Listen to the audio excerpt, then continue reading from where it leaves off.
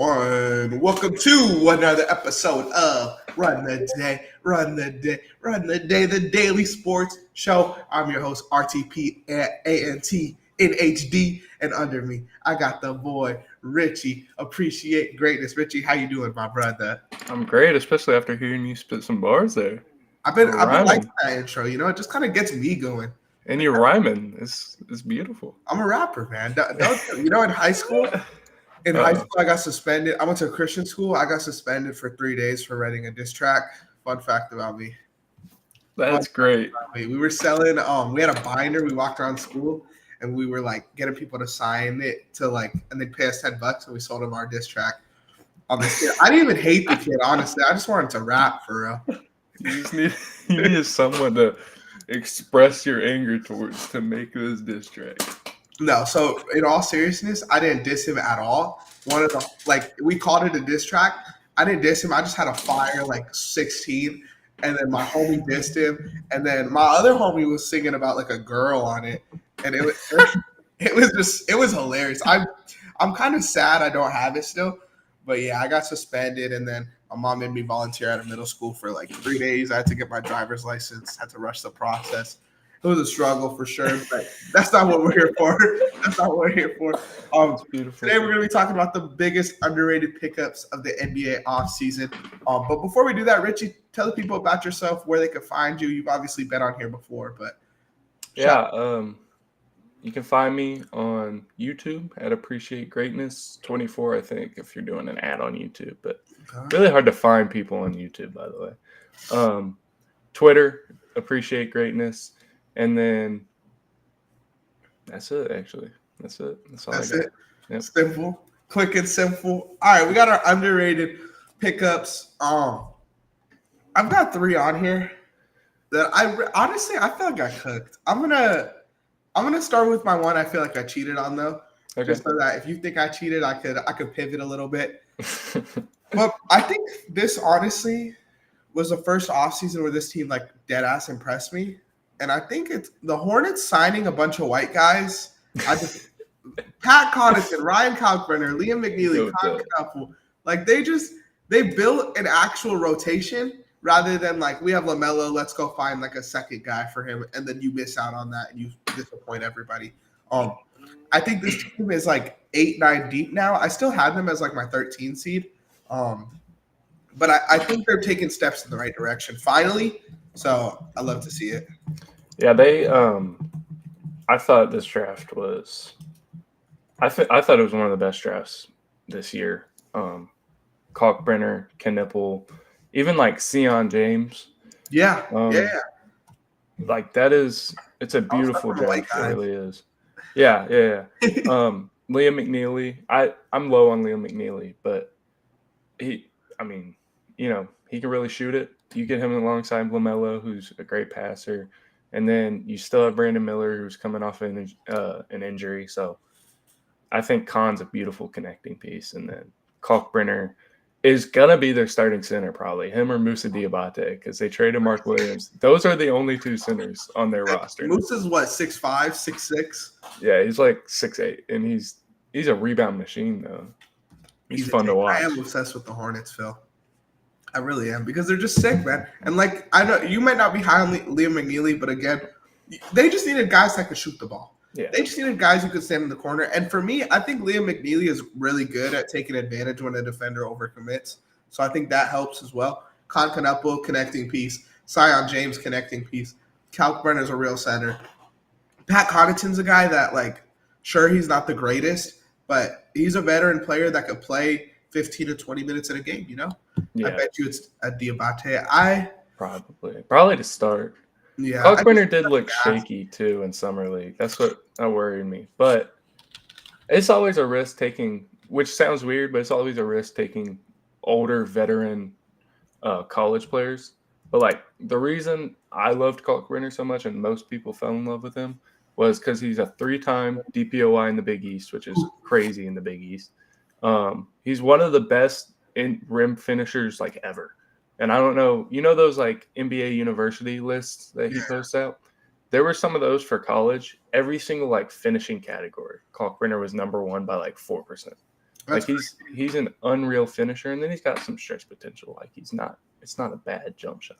So yeah, I don't believe in the like. If you just take him for what he is, he's a good center. You know, I think he probably should be a backup center, but I don't know if he's a backup to like Moussa Diabate. You know, like yeah, if they exactly. have like a real center, if they had Mark Williams, like Kalkbrenner's not a starter, but I think Kalkbrenner could be a good backup. I don't think he'd ever be like enough to be like a wow you starting center, but I do think he's an effective player. And they drafted players that I think all are going to be effective NBA players.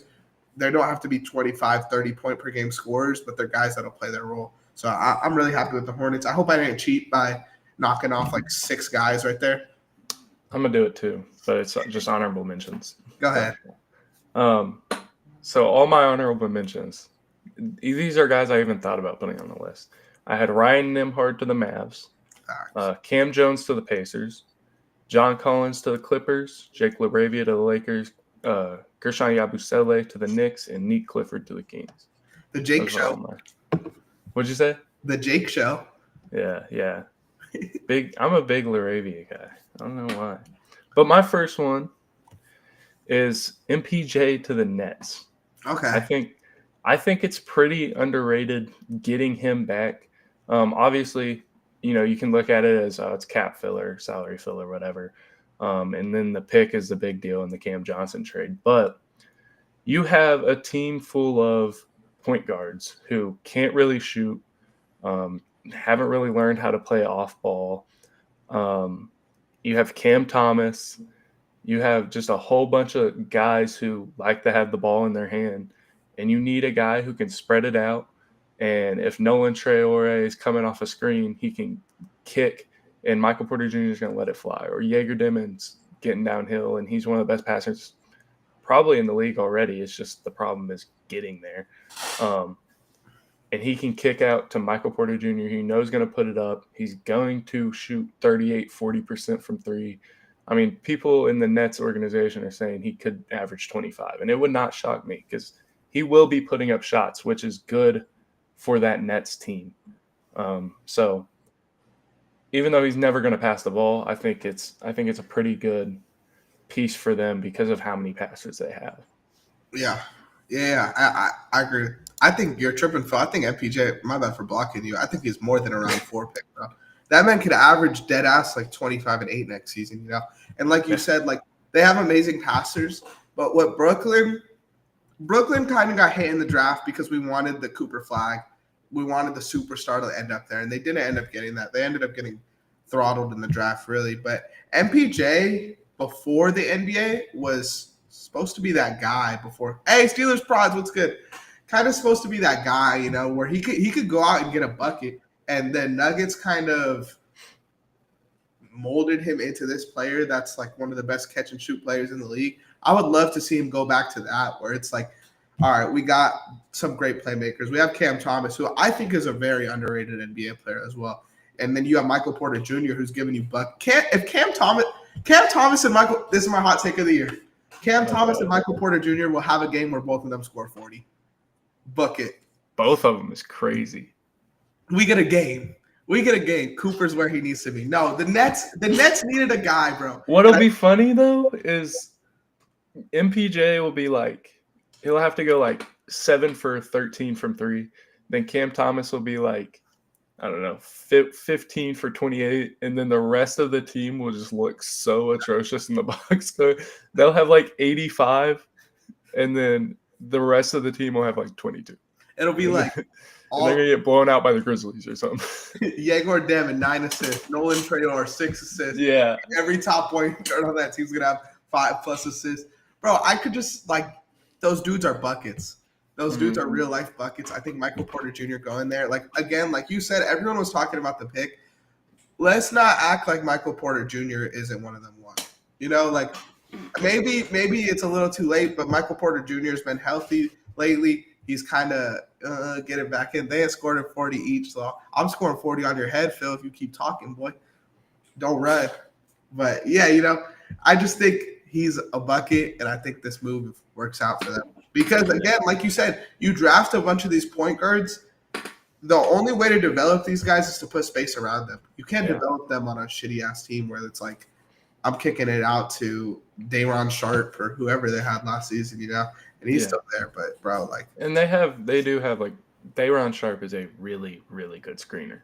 So they already opening up with a good screener, a pretty solid roll man, and then Michael Porter Jr., who, even though I don't know if he'll ever have like the back injuries and stuff, I don't know if he'll ever be able to take that load of being the main guy and like putting the ball on the ground a lot, but he can definitely just flare out, catch and shoot a whole bunch and put them over people. Yeah, that's like worst case scenario, he's a catch and shooter, and that works out for the team. Exactly. Yeah. I'll go into my second underrated move. But before I do that, let me give a huge shout out. Damn, dude.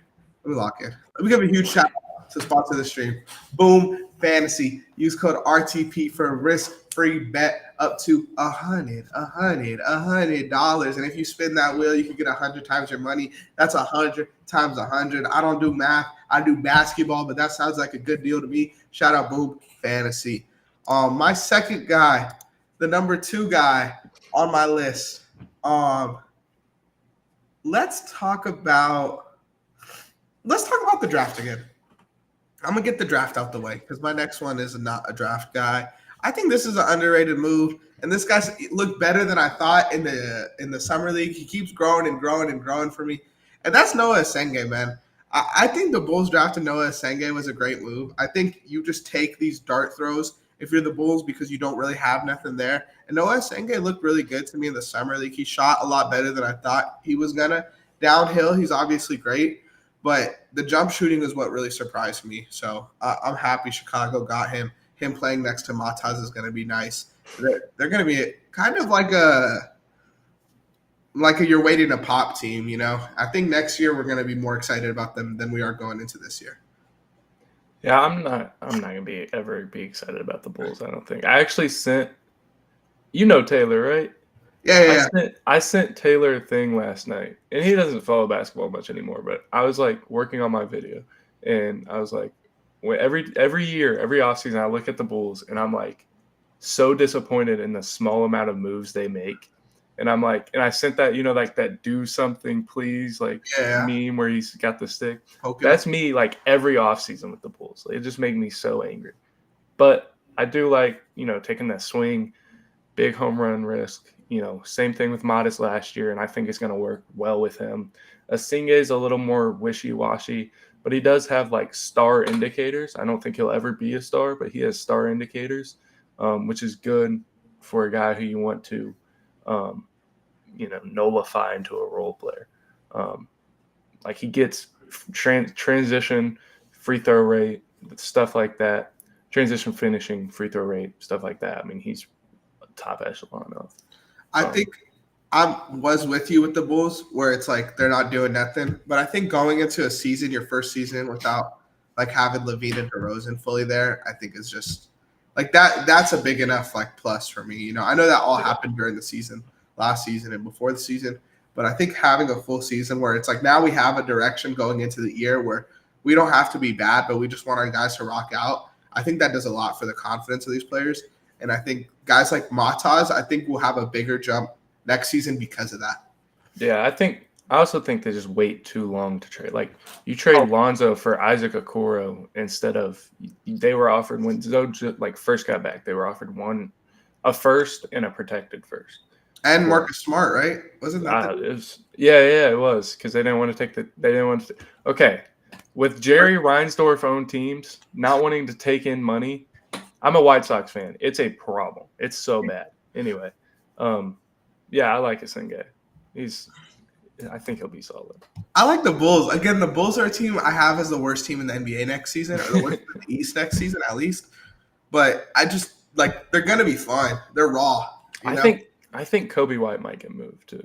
I think they need to move either Kobe or Josh Giddey. Like as far as because I think it's win with both of them. I think it's $12 million for Kobe White next year, and it'll be a last year of his deal.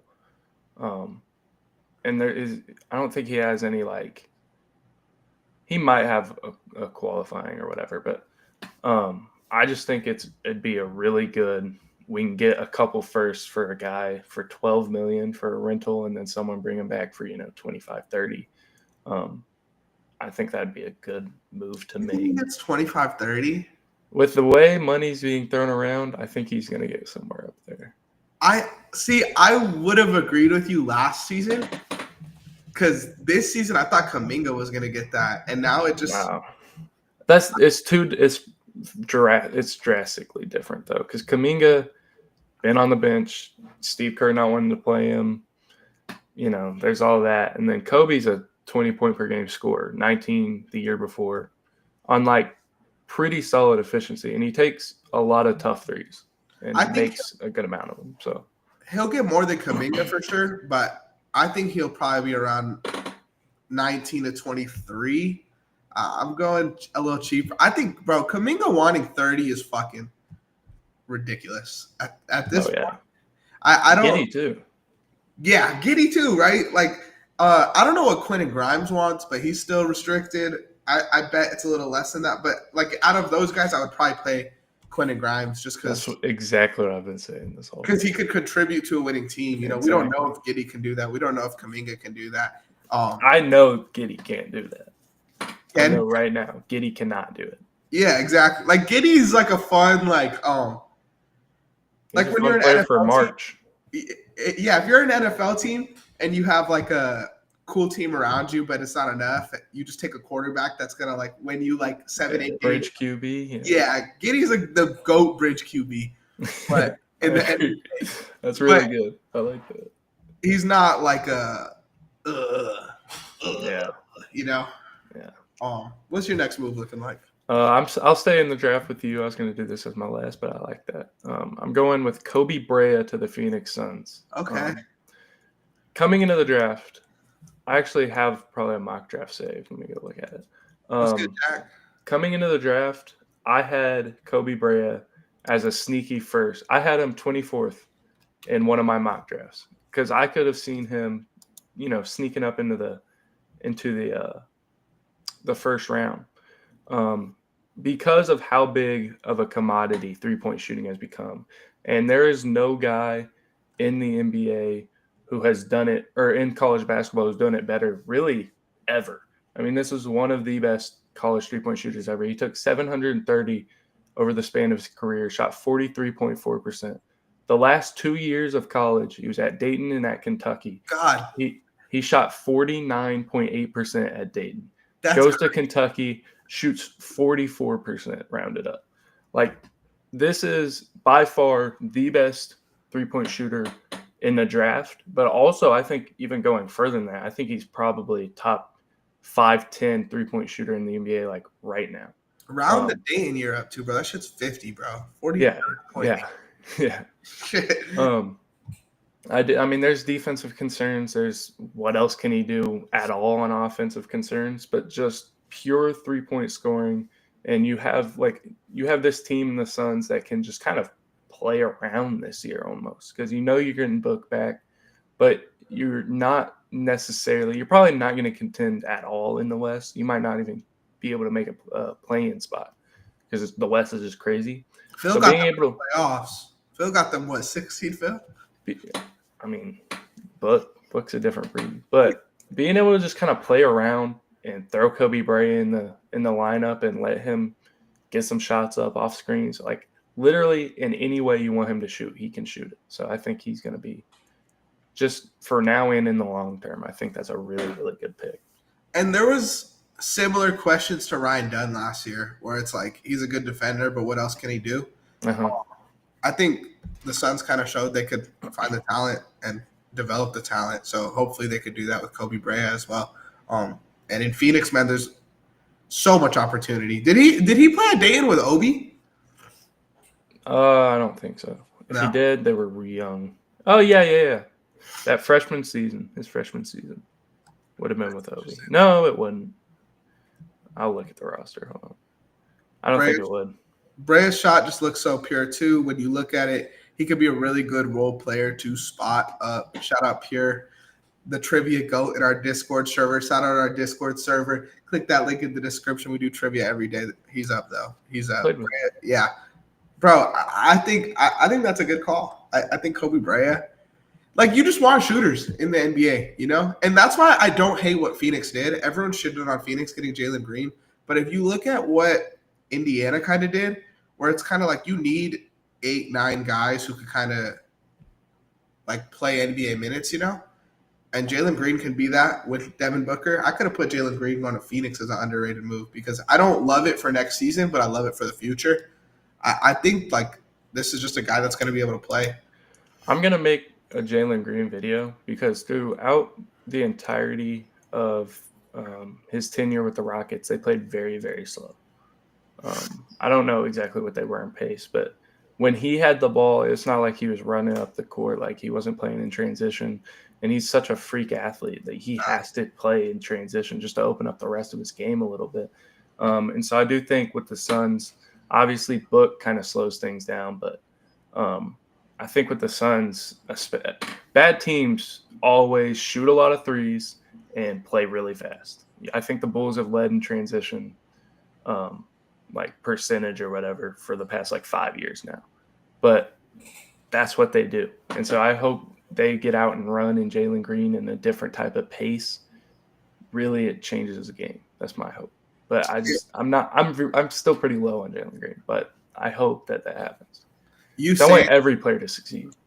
Imagine if they switch, instead of moving Jalen Green, they move Şengün, and then you run that run and gun with Amen Thompson and Jalen Green. That's like Cheeto Hills high school basketball, bro. Yeah, Brad didn't play with Obi. He was a freshman 2021 season. Right when Obi was out of there. Obi left at 1920, which that season was crazy. That season would have been one of the best in college basketball pre-COVID. Dude, I tell everyone I think Obi Toppin would be a college basketball champion if that shit didn't get shut down. Because that day he would have been close. He was insane. Yeah. Let me go into my last pick, which kind of sucks because this is a really boring one. I'm not gonna lie. But I think the Pelicans getting Kevon Looney was a very good move. Like just a very solid move. And you could kind of tell they didn't love Yves Messi last season by drafting Derek Queen. And I don't think Derek Queen's ready to start as an NBA center yet. So having Kevon Looney as a guy where it's like, well, we figure out our starting center of the future, Kevon Looney, just go out there and start, I think is a really solid move. He's a proven starter. You could trust him. I think the Warriors fumbled the bag on him. And I think he was a guy that should have been playing a lot more. But it's just hard to play him next to Draymond because they can't really shoot it. But I think him next to Zion, obviously it's similar because Zion can't really shoot it. But they're just going to be strong, bro. That's some bully ball. Kevin Knox, stay home. I think Zion's used to playing, like, if he's on a block and he's got another center on the block with him, I think he's used to playing like that. Like, I don't think he's really ever had space. They did the little point Zion thing, and that's when he was his best. But outside of that, like, he's never had insane spacing. But Kevon Looney's like an insane screener, and I love it for Jeremiah Fears mostly. Yeah. Him, Jordan Poole, like you have an insane screener and a really good DHO option, a great short roll player who can help Jordan Poole and Jeremiah Fears. And I mean, Jordan Poole and Kevon Looney's already played together, and we saw how well. And that was the best year of Jordan Poole's career, was that 21-22 season with the Warriors. So I think it's I do think it's pretty underrated. I think I even underrated it in my mind until right now, thinking about it. But I was trying to look up like who the best stretch big Zion's played next to after you said that. Kelly Olynyk. Yeah, Kelly Olynyk was like a third stringer, I think, in minutes. Yeah. Or I just seen another name, or like Daniel Tice, like late Daniel Tice, who actually letting it fly. Counts. Mo Bamba, shout out Mo. But like you said, Looney's he's just solid, bro. And I think Jordan Poole is gonna have a great year next year. You know, it's kind of a lot of that pressure's off of him to be like the leading scorer and all that, like where it's just not Jordan Poole's job. I think him coming off the bench, backing up a CJ is gonna be really nice. Mm-hmm. Yeah, and they got traded for each other, so he's tripping. Yeah, he's probably starting, if I had to guess. Or backing up Trey Murphy, no? They have I don't know. They have so much so many wings, so many forwards. DeJounte's back. I would imagine they go DeJounte. Yeah, I mean they could start Herb. I imagine they go DeJounte, Poole, Murphy, Zion, and then like Looney. I imagine they go somewhere like that.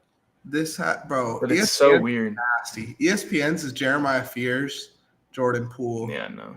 But they don't have DeJounte even on here. I would start DeJounte, Murphy, Herb, Zion. Yeah, I mean, I think that might be what they go to, and then pull off the bench. And if the shooting's ugly, then you bench Herb and you start Poole.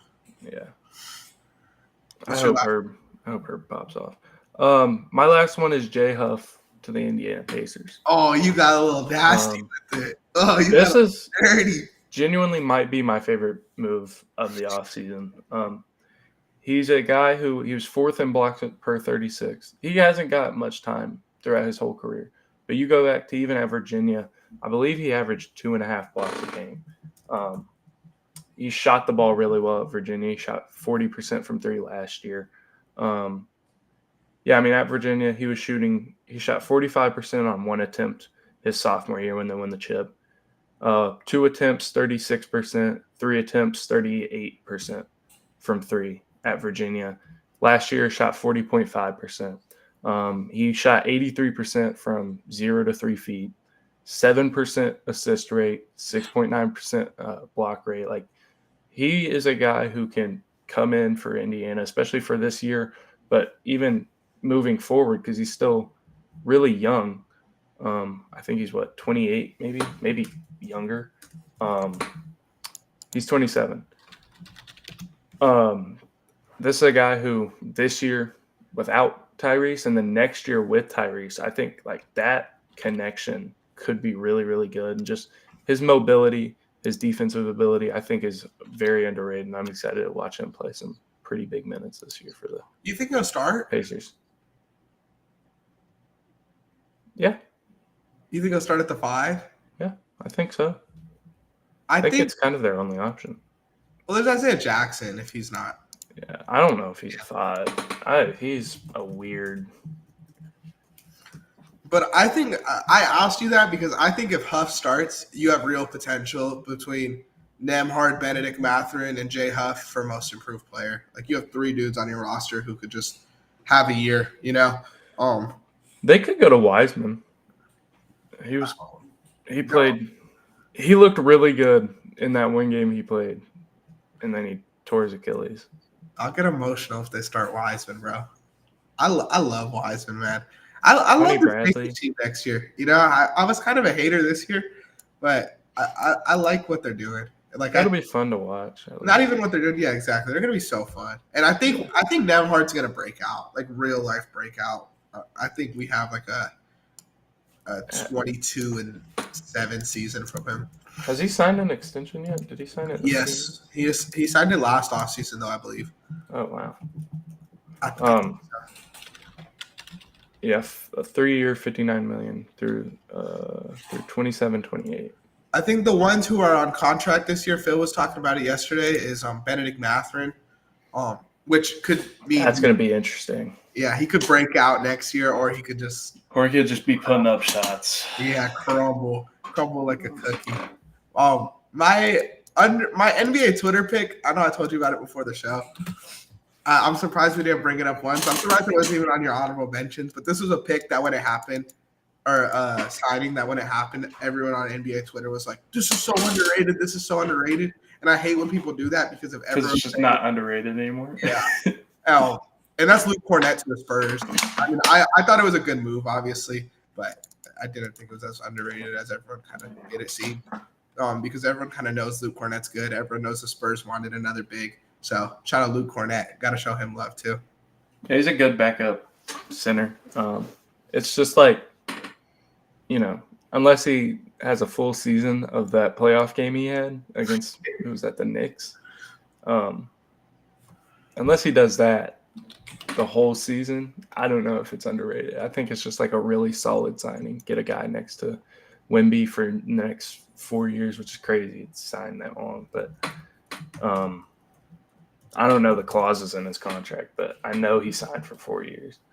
That Luke Cornett game against the Knicks. Yes. So yeah.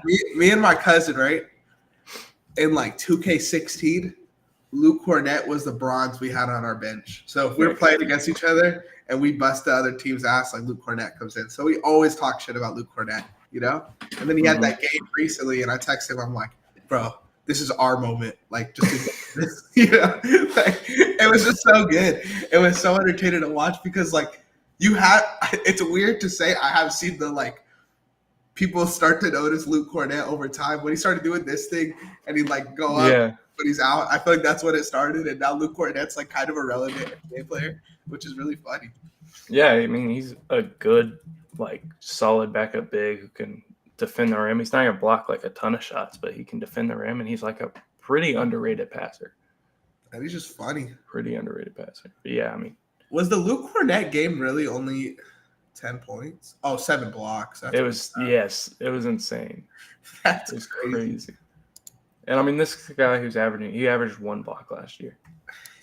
So, like, 7 is crazy, especially in a playoff game. Him and Wemby are going to be putting up numbers. The green Cornett, unicornet. Well, that's it for us, guys. Thank you guys for listening to another episode of Run the Day, the Daily Sports Show. I've been Anthony, under me is Richie. Richie, let them know one more time where they can find you, brother. Luke Cornett's middle name is Francis. Appreciate Greatness on YouTube and Twitter. I've never heard something more white than Luke Francis Cornett. That's like a prince, bro. It is. I like that. The unicornet. That's what you said. I was so confused. But yeah. Appreciate Greatness, YouTube, Twitter. Yeah. I drop pretty much everything NBA. Yeah. So the YouTube channel's fire, but check out the Twitter, man. Richie's on there tweeting, giving ball knowledge every fucking day, man. You know, he's always in the Run the Play tweets too. Just so you know, when you're tweeting with Run the Play, that's Phil. Phil's the one responding. Okay. I didn't know. I kind of like the secrecy. My bad. It's not like that. It's not Phil. It was more mystical. Yeah, I was trying to throw Phil into It's your intern. It's my intern. We got a couple guys that rotate, and sometimes me and Phil are also on it. So there's like 10 people that. Yeah, I assumed that's how it was. So I try to, like, if there's people I know. So I know, like, Phil, just from we were on the draft thing for like 2 hours, so I knew, like, some of his takes, so I could kind of piece together what he's saying. And then I know you, so if I'm talking to one of you two, I feel like I really kind of can tell. But I don't think it's much, especially that you're on there, but or that I'm replying to you at least. Yeah, if I tweet ball, it's usually on my main account. Yeah. Anyway, thank you guys again. That was such a tangent for no reason. That's the beauty. It's the beauty of the game. Thank you guys, man. We're out. Peace.